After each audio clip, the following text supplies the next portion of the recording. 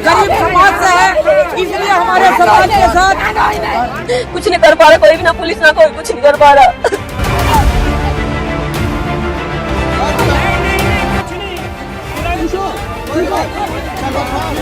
महिलाओं पर जब भी अत्याचार की बात होगी तो भारतीय जनता पार्टी की तरफ से दिया गया एक नारा, बेटी बचाओ बेटी पढ़ाओ, इसको याद किया जाएगा। बेटी बचाओ बेटी पढ़ाओ, ये नारा जितना अच्छा है उतना ही बुरा उनके राज्यों में हो रहा है। मैं बात उत्तर प्रदेश की करूं, और उत्तर प्रदेश में गृह मंत्री अमित शाह जब पिछले दिनों गए थे तो दूरबीन लगाकर के अपराधी नहीं मिल रहे हैं, और उसके साथ उन्होंने बयान दिया था कि रात के 12 बजे गहने लाद करके महिलाएं जा सकती हैं।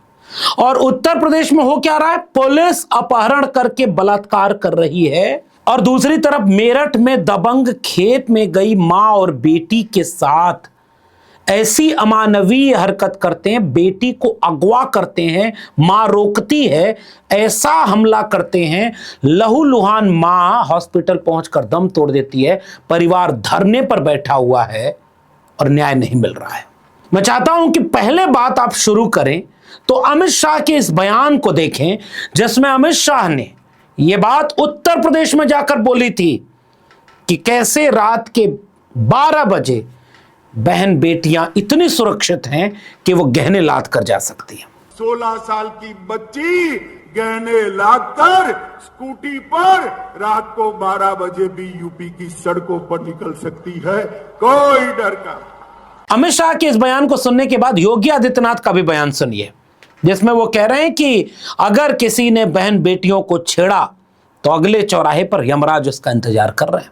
राह चलती हुई किसी बेटी के साथ अगर किसी ने छेड़छाड़ करके उसकी सुरक्षा में सेंध लगाने का कार्य करे किया तो अगले चौराहे पर उस ओहदे का इंतजार यमराज कर रहा होगा, उसको फिर यमराज के यहां भेजने से कोई रोक नहीं पाएगा।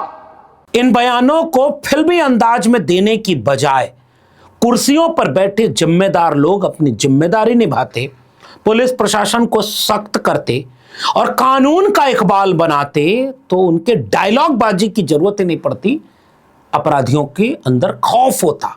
यहां तो खौफ ही नहीं है साहब। अब उसके बाद इन रोती बिलखती चीखती और सवाल करती महिलाओं को सुने, आप भी सुने, गृह मंत्री अमित शाह भी सुने, उत्तर प्रदेश के मुख्यमंत्री योगी आदित्यनाथ भी सुने और जवाब दें कि इनकी बेटी तो सुबह 8 बजे खेत जा रही थी और मां के साथ जा रही थी, और ऐसे वक्त में दबंगों ने हमला किया, बेटी को अगवा कर रहे थे, मां रोकने आई और मां को ऐसा मारा कि वो दम तोड़ गई। जंगल जा रही थी पापा के लिए खाना ले, और रास्ते में 2 लड़के पता ना कौन थे, मम्मी को कह रही, उसे लड़की से पकड़ ली, चाहे अभी से बात करो, आप गाली देके बोले मम्मी को। मम्मी ने कही नहीं मुझसे कर बात जो करनी, तो उसे बाइक पे बैठा के मम्मी के पता ना क्या मारे, नाक में खाड़ दी।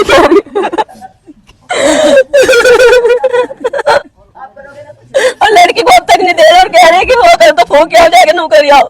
हम कह रहे मुझे माई लाली को ना दे रही है अब तक, तो पहले हमें अपनी लाली चाहिए। अभी तो यूं भी नहीं पता कब कब आएगी, नो कहता 10 बजे 11 बजे टाइम बढ़ाते रह रहे, कुछ नहीं कर पा रहा कोई भी, ना पुलिस ना कोई कुछ नहीं कर पा रहा। इन महिलाओं को सुनने के बाद आपको क्या लग रहा होगा कि गृह मंत्री अमित शाह सही बोल रहे हैं या योगी आदित्यनाथ? अब मेरठ की बात करें, जो इतना खौफनाक अंदाज में यह घटना घटी है और दलित परिवार के ऊपर घटी है। फिर हम कानपुर की घटना पर भी ले चलेंगे आपको, जहां खाकी वर्दी ही कितना शर्मिंदा हो रही है। मेरठ जिले की सरधना विधानसभा के कपसाड़ गांव में सवेरे 8 बजे की वारदात बताई जा रही है। सोशल मीडिया, टेलीविजन चैनलों से लेकर के पूरे अखबारों में ये खबरें बड़े बड़ी हेडिंग में लिखी गई है। पुलिस जांच करेगी, सारा सच बताएगी, लेकिन अभी जितना सच सामने आ रहा है ये आपको दहला देगा। मां और बेटी रोज की तरह अपने खेत जा रही होती हैं, तभी नहर के पास पारस नाम का युवक, मीडिया में खबरें आई हैं, उसका नाम बताया जा रहा है, जो एक स्थानीय डॉक्टर के यहां मेडिकल कंपाउंडर के रूप में काम करता है, अचानक उसके सामने आ गया। शुरुआती जांच में सामने आया है कि आरोपी पारस और युवती एक दूसरे को पहले से जानते थे, क्योंकि दोनों एक ही गांव के रहने वाले हैं। है कि पारस ने दोनों महिलाओं से छेड़छाड़ शुरू की। जब मां ने इसका विरोध किया और बेटी को बचाने की कोशिश की तो आरोपी ने गन्ना काटने वाले धारदार औजार से महिला पर हमला कर दिया। महिला लहूलुहान होकर गिर पड़ी, जबकि आरोपी युवती को जबरन अपने साथ उठा ले गया। पुलिस का बयान आया है कि पुलिस की कई टीमें गठित करके इसकी जांच पड़ताल की जा रही है और हम भी इंतजार करते हैं कि देखिए कितने देर तक जांच पड़ताल होगी, लेकिन पुलिस के बयान को आप सुनिएगा। आज सुबह थाना सरदना से सूचना प्राप्त हुई कि एक युवक द्वारा एक 20 वर्षीय युवती को अपने साथ भगाने के दौरान उसकी मां पर चाकू से हमला किया है। प्रकरण में जो घायल हैं उनको तत्काल अस्पताल भर्ती करवाया गया है। एसपी ग्रामीण के नेतृत्व में इसमें 5 टीमें गठित कर अपहर्ता की बरामदगी और युवक की गिरफ्तारी के लिए शीघ्र प्रयास किए जा रहे हैं। साथ ही में परिजनों की तहरीर पर मुकदमा दर्ज कर इसमें अग्रिम कार्रवाई की जा रही है। अब उसके बाद परिजनों को सुन लीजिए, परिजन क्या आरोप लगा रहे हैं, क्योंकि भाई जिसने अपने घर की एक महिला को खो दिया, बेटी गायब है, पता ही नहीं उसका कहां है, किस हालात में है, जिंदा भी है या नहीं है, कैसे उससे कोई पहुंच नहीं पा रहा है और सारी पुलिस उस गांव में खड़ी है क्योंकि तनाव बढ़ने का आरोप लगाया जा रहा है। परिजनों को सुनिए। पहला मैं अपनी लल्ली चाहिए। अभी तो यूं भी नहीं पता कब कब आएगी। नु कहता 10 बजे 11 बजे टाइम बढ़ाते रह रहे, कुछ नहीं कर पा रहा कोई भी, ना पुलिस ना कोई कुछ नहीं कर पा रहा। इन परिजनों को क्या जवाब देंगे योगी आदित्यनाथ और अमित शाह? वो जो महिला गुजर गई, किसका दोष है?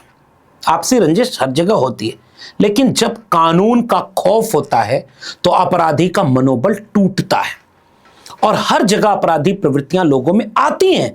लेकिन जब आप डायलॉग बाजी की बजाय सख्त कानून का राज स्थापित करते हैं तो ऐसी घटनाएं नहीं होती हैं। यहां तो यही हो गया साहब। और तो और कानून क्या कर रहा है, विपक्षी दलों के लोग अगर इस मुद्दे को उठा रहे हैं उन्हें रोक रहा है। उत्तर प्रदेश के जितने विपक्षी दल हैं वहां खड़े हो रहे हैं तो सरकार उन्हें रोक रही है। परिजन धरने पर बैठे हैं, परिजन कह रहे हैं कि हम अंतिम संस्कार उस महिला का करेंगे नहीं, बेटी को तो बता दो कहां है वो। सारी पुलिस तो यहीं खड़ी है। इसके बाद आप सुनिए, उसी सरधना के समाजवादी पार्टी के विधायक अतुल प्रधान जो रात में भी हॉस्पिटल पहुंचे जब वो महिला जिंदा थी, उस महिला ने भी हॉस्पिटल में, कई मीडिया रिपोर्ट में यह भी आ रहा है कि कहा कि मेरी बेटी को मेरे सामने ला दो, देख लूंगी तो हो सकता है बच जाऊं। और जब वो हॉस्पिटल पहुंचे उसके बाद जब घर पहुंच रहे थे पुलिस ने रोक दिया, परिजनों से आप मिलने नहीं दे रहे क्योंकि आपको तनाव बढ़ने का डर है। विपक्षी दलों के कई सांसद और आरएलडी के भी कई नेता पहुंचे जो तो सरकार के साथ वहां पर गठबंधन में शामिल है, वो भी करें न्याय होना चाहिए। परिवार पीड़ित जो है वो दलित समाज का है और जैसे ही जेंडर के साथ कास्ट आए आपको समझ लेना चाहिए कि मामला कितना निर्मम हो सकता है। हाथरस आप भूले नहीं होंगे, उन्नाव आपको याद आ चुका होगा। अंकिता भंडारी को अभी तक न्याय नहीं मिला। उत्तराखंड में आंदोलन पे आंदोलन चल रहे हैं, सरकारें थका देंगी आपको। और यहां पर सरकार इन्हीं के ऊपर आरोप लगा रही है कि ये लोग राजनीति कर रहे हैं। सुनिए अतुल प्रधान क्या कह रहे हैं। इनको, इन लोगों को शर्म नहीं है? यहाँ का एक इंस्पेक्टर अभी यहाँ पर रोक रहा था, अभी आपसे पहले आधा पौना घंटे पहले भयंकर, डॉक्टर हरिंदर सब लोग बैठे हैं, प्रसाद जी सब लोग यहाँ पर बैठे हैं, भयंकर झड़प हुई। हमने कहा अधिकारियों को, सीनियर अधिकारी को बुलाइए। आप सीनियर अधिकारी से बात नहीं कराना चाहते हमारी? ये कौन सा न्याय है और कैसा न्याय देना चाहते हैं आप? हम यहाँ झगड़ा कराने आए किसी का? हम किसी का दंगा कराने आए क्या?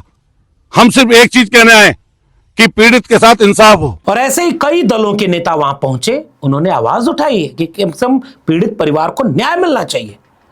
अब बताएं योगी आदित्यनाथ और अमित शाह, आपके डायलॉग में अगर दम होता तो इन बेटियों का परिवार उजड़ता नहीं। और उन तमाम नौजवानों से भी हम कहेंगे, ये गरीब कमजोर घरों के बच्चे इस तरह के किसी चीज में न पड़े और ऐसे अपराधी मनोवृत्ति वाले लोगों से दूर रहें और सजग रहें। अब कितना कोई सजग रहेगा? कानपुर की घटना ने तो दिल दहला दिया। कानपुर में 14 साल की बच्ची का रेप यूपी पुलिस के इंस्पेक्टर उसके साथी ने कर दिया। बच्ची घर से बाहर निकली और स्कॉर्पियो में बैठे इन दरिंदों ने उसे खींच लिया और रेप करने के बाद उसके घर के सामने फेंक दिया। परिवार वाले एफआईआर लिखवाने पहुंचे तो उन्हें भगा दिया गया क्योंकि पुलिस वाले ने रेप किया था। सोशल मीडिया पर जब दबाव बना तो अज्ञात के खिलाफ पहले एफआईआर लिखी गई कि मामला रफा दफा हो जाए, और उसके बाद जब जनता लड़ने के लिए एकदम सड़क पर आई तो मजबूरन एफआईआर में आरोपियों का नाम शामिल किया गया। और इस तरह की घटनाएं उत्तर प्रदेश में बढ़ती जा रही हैं। द वायर की रिपोर्ट के मुताबिक जो अक्टूबर 2025 में छपी थी कि 2023 में महिलाओं के खिलाफ अपराध बढ़े, उत्तर प्रदेश में सबसे अधिक मामला है, यानी महिलाओं के खिलाफ अन्याय अत्याचार में यूपी नंबर 1। योगी जी अगले चौराहे पर यमराज इंतजार कर रहा है कि आप तो जाति देख करके फैसले लेते हो, आप तो सदन में जाति देख करके अपराधियों का नाम पढ़ रहे थे, और दूसरा वाला कोई पढ़ रहा था उसको कहे रहने दो, अपराधी का नाम पढ़ने की क्या जरूरत है, टाइम लगेगा, देर होगी। आपके राज्य में ये हो रहा है और ऐसे जाने कितने मामले शायद मीडिया के सामने आ भी ना पाए। पुलिस का इकबाल बुलंद होना चाहिए और अपराधियों के ऊपर अपराध देख करके कार्रवाई होनी चाहिए लॉ एंड ऑर्डर से। यही उत्तर प्रदेश का लॉ एंड ऑर्डर। और अगर इतना निर्मम मामला अगर तूल पकड़ता है तो फिर क्या होगा। हालांकि हाथरस में तो इतना तूल पकड़ा, बाद में मैंने भी वीडियो बनाकर दिखाया था। उन परिजनों का कहना है कि आज तक न्याय नहीं मिला। फिर क्या कहना, डायलॉग बोलिए, बेटी पढ़ाओ बेटी बचाओ, या अगले चौराहे पर यमराज, या रात के 12 बजे गहने लाद करके महिला जा सकती है। क्योंकि शायद भारत के लोगों को ऐसे ही सिनेमाई डायलॉग ही पसंद हैं। डिलीवरी में शायद वो यकीन नहीं रखते कि बोलने वाला कर क्या रहा है। मैं सोचता हूं कि इस तरह की वीडियो देख करके आप सजग होंगे और ऐसे अपराधी मनोवृत्तियों को रोकने के लिए समाज के तौर पर भी जागरूक रहेंगे। महिलाओं को, बहन बेटियों को जरूर हिफाजत के लिए आपको भी आवाज उठानी चाहिए। बदनजर उठने ही वाली थी किसी के जानिब, अपनी बेटी का ख्याल आया तो दिल कांप गया। फिलहाल इस वीडियो में इतना ही। जरूरी लगे तो शेयर करिए ताकि लोग जागरूक हों। बहुत बहुत धन्यवाद।